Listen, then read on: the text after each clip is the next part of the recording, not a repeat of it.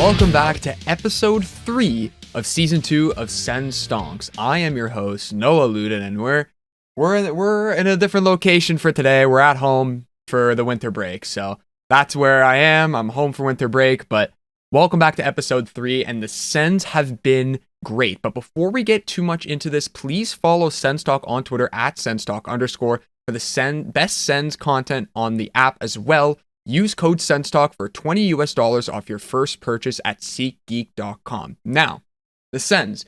Stonks are up for the Ottawa Senators. They're 5-2-1 in their last 8 games. 2 masterpiece games against the Tampa Bay Lightning and Florida Panthers. A 4-0 shutout win of the Lightning and an 8-2 win over the Panthers. Just decimated the Florida Panthers. They're playing like a true contender as of late. And even in those 3 losses, 1 goal, 2 goals. So, although they did lose to the Islanders, not a great team to lose to. Still, it was a close game, and overall, they've been playing very, very well. And this is going to be mostly positive, this video, to kind of reflect the Sens record. We're going to start with Anton Forsberg. I gave him a lot of flack last time for it was just a lack of good play. There was a lot of bad goals going in. It was, inconsistent performance. He'd have 1 great game and then 3 bad games. Now he's really stepped up in this stretch. Not sure why we haven't played Gustavsson as much as we had. We could be playing Gustavsson a lot more. But again, Forsberg has had a .920 save percentage over the last month. He's been great. He also got his first career shutout, again, against the Tampa Bay Lightning. A masterpiece of a game. Just overall, by the entire team, they were great. He has been way better and helped the Sens find their groove. So, stonks up on Anton Forsberg. Great stuff there. Now, we're going to talk about the top line.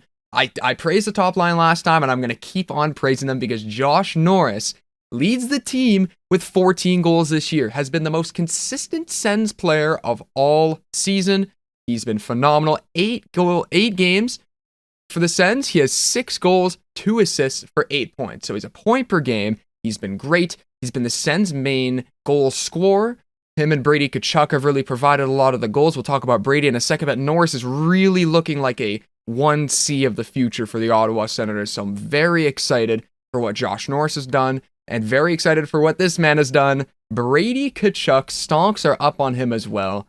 Just been phenomenal. Captain Brady keeps it going, got his first career hat trick against Tampa Bay, has 7 goals and 3 assists over his last 8 games. Phenomenal play for Brady. He's physical. He's making tons of hits, tons of shots like we saw last year. And he's earning his massive contract, really helping Ottawa solidify itself as potentially a dark horse playoff contender. Now, this line wouldn't be complete without the Drake. Bath time Batherson. Drake Batherson has been phenomenal. Last year, he had 17 goals, 17 assists. So he's very even in his point production. But this year, he has 9 goals and 19 assists. He's really developed himself as a playmaker.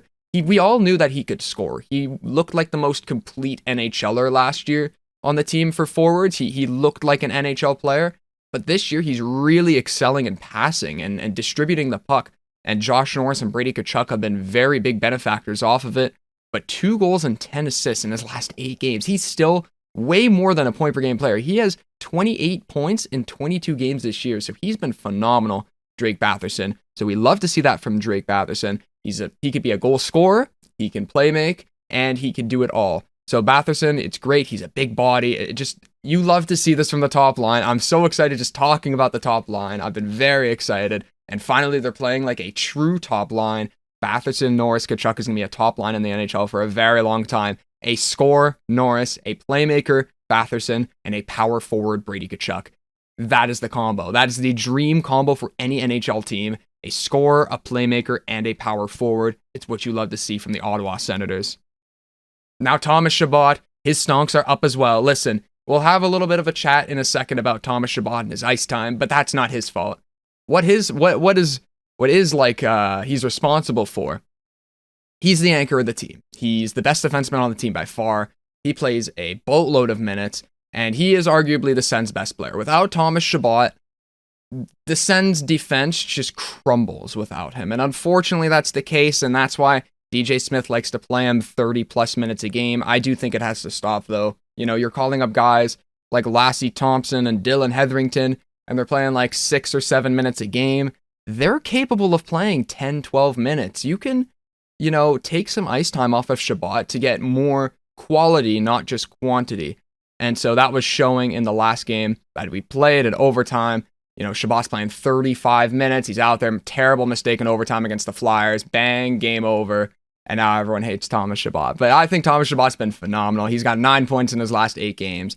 He's great on the power play, which the power play overall has been great lately. He's a true workhorse.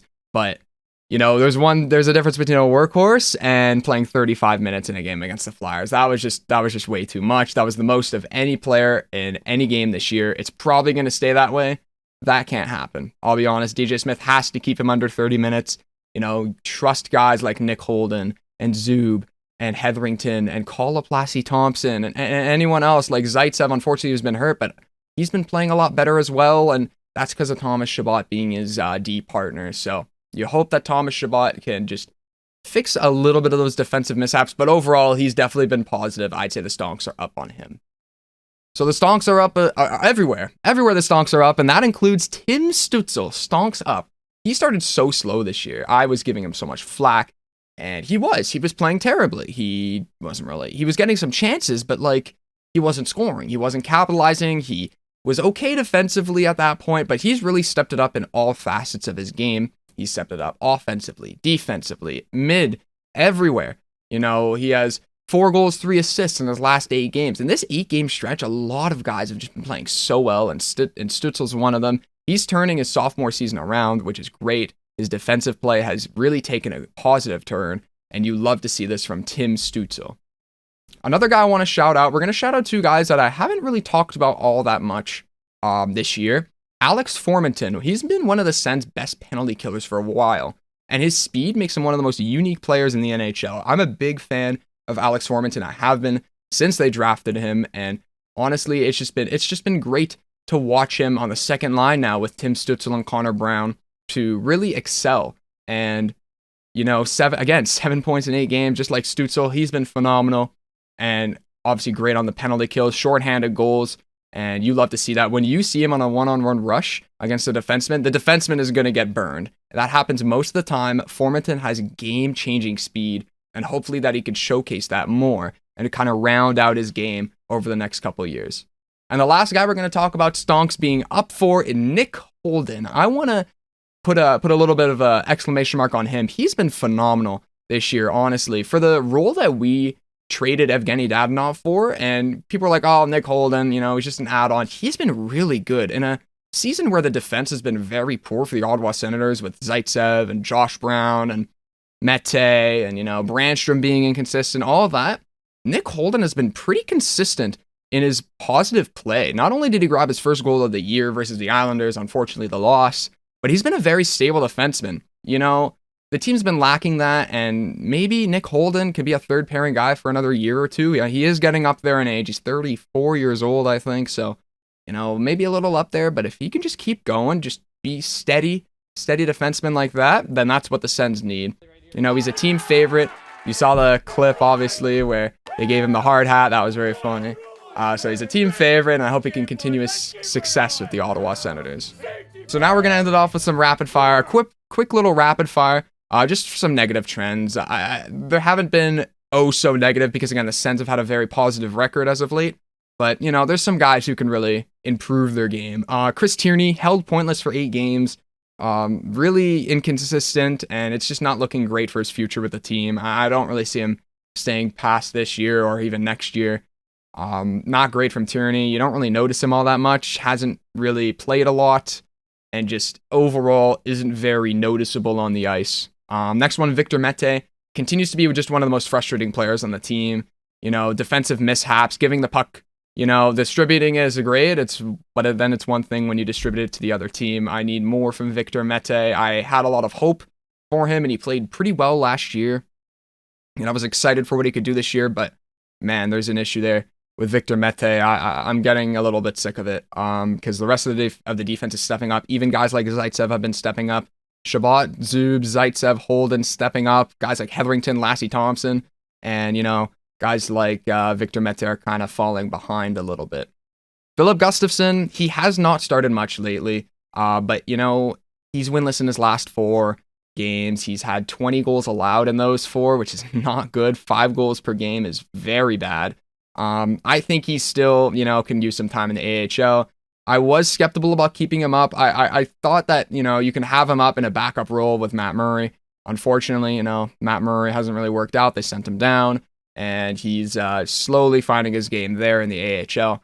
But, I don't know what happens with Gustavsson. I guess they're going to keep him up here, but Forsberg's really been the workhorse right now, interestingly enough. And he has played well lately, obviously, Forsberg, but I'm still a little bit skeptical of him being like our one option. I would like to maybe claim a goalie off waivers, maybe kind of send Gustavsson down, because I want him to have some time in the AHL, because I don't want to ruin his development. I'm very scared about, a goalie's development, and Gustavsson just we need to take a breather, send him down, have some development with Gustavsson. He's going to dominate in the AHL with Matt Murray, 1A, 1B, and hopefully we can get back on track with Gustavsson, because not only has he not won a game in his last 4, he's only won 1 game in his last 7 games. It's really not been great for Gustavsson. So we're hoping for more from him. Lastly, Zack Sanford. Like Tierney, he's had 1 point in his last 10 games. Not great. Hasn't really done much of anything. It's hard to notice a guy like him on the ice. He's been better than Tierney, I think. He plays more physical, although he's not great at fighting. He tries. that's what matters. But not great from Sanford, not the worst, but you want to see a little bit more from him as well. But other than that, really, the Sens have just been phenomenal lately. I've been excited to watch their games, and the performance has been pretty complete recently. Maybe some slow periods here and there, but overall some pretty good performances from the Ottawa Senators. But that is it for episode 3 of Sens Stonks. I'm Noah Luden, and I appreciate you coming by. If you like the video, please subscribe and like the video, share it everywhere, and of course, I appreciate you guys coming out. But with that, use code SENSTALK on SeatGeek.com for $20 off your first purchase, and as well, follow SensTalk at SensTalk_ for the best Sens content on the platform. But with that, I will see you guys next time for Sens Stonks episode 4. I've been Noah Luden. Have a good day.